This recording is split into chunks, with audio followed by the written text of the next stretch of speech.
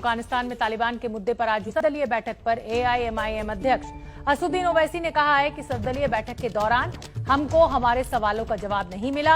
ओवैसी के मुताबिक उन्होंने कहा कि अगर भारत सरकार की अमेरिका से दोस्ती थी तो अमेरिका ने अपने हेलीकॉप्टर से रेस्क्यू ऑपरेशन में मदद क्यों नहीं की। अमेरिका ने वहां से निकलने की तैयारी कर ली, भारत को बताया भी नहीं। ओवैसी से खास बातचीत की हमारे संवाददाता अंकित गुप्ता ने।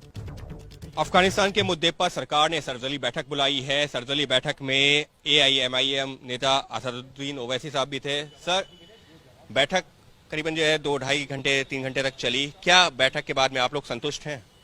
नहीं, मैं तो मुतमईन नहीं हूं। जो हमने सवालात उठाए थे उसका गोलमोल जवाब सरकार ने दिया। मीटिंग बड़ी लंबी रही, उन्होंने जो प्रेजेंटेशन दिया उसकी कॉपी भी दी, मगर जो सवालात हम उठाए उसका तो जवाब ही नहीं दिए।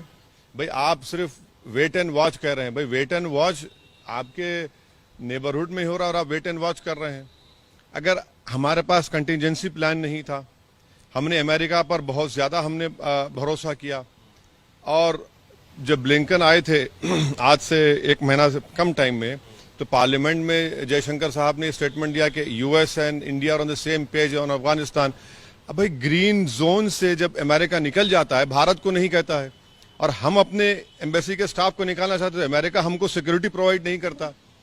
चिनोक्स अमेरिका के पास है, तो हमको बड़ा एयरक्राफ्ट C-7 जिसको कहते हैं वो लाना पड़ा, अमेरिका वो भी नहीं देता। तो क्या कोऑपरेशन है आपका यूएस से? और फिर अगर आप सैंक्शन कमेटी का चेयरमैन भारत है, तो तालिबान के 100 लीडर को डेजिग्नेटेड टेररिस्ट करार दे दिया गया है, तो क्या भारत उनको डिडेजिग्नेट करेगा? और अगर नहीं करेगा तो फिर क्या वो भूल गए कि यही हक्कानी नेटवर्क, हमारे एक डिप्लोमेट को काबुल में एम्बेसी में बम ब्लास्ट में उसकी मौत हुई थी।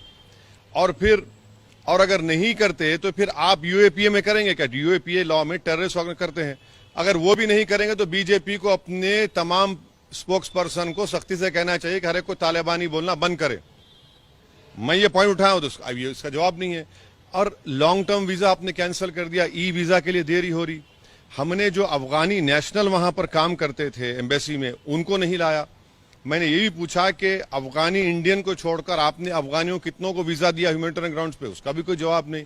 सब गोलमोल जवाब, ऐसा हम कर रहे हैं, हम इनसे बात कर रहे हैं। चर्चा के दौरान क्या इस बात को लेकर भी चर्चा हुई है, या आशंका जाहिर की कि क्योंकि तालिबान अफगानिस्तान में कब्जा कर चुका है, लिहाजा उससे जो भारत में क्रॉस बॉर्डर टेररिज्म है उसका भी खतरा बढ़ेगा? यकीनन बढ़ेगा। कौन इनकार कर रहा है इससे? कौन इनकार? सब जितने स्ट्रेटेजिक सिक्योरिटी एक्सपर्ट्स हैं इस बात को कह रहे हैं। तो आप क्या करने वाले हैं उसके लिए? बहुत से ये आपका सवाल बिल्कुल सही है, इसका जवाब देना पड़ेगा। आपके चीफ ऑफ डिफेंस स्टाफ का स्टेटमेंट हमारे सामने है, आप और हम नहीं कह रहे हैं, वो खुद कह रहे हैं। भाई 2 फ्रंट छोड़िए, 1 फ्रंट के लिए तैयार हो जाइए आप। चीन बैक करेगा पूरा पाकिस्तान को। तो ये तो है ना, ये सब तब्दीलियां होंगी और इस पे देखिए क्या होता है। तो हर बार की तरह असदुद्दीन ओवैसी बीजेपी के ऊपर हमलावर। अब इस बार जो मुद्दा है वो अफगानिस्तान है, अमेरिका का जिक्र भी कर रहे हैं।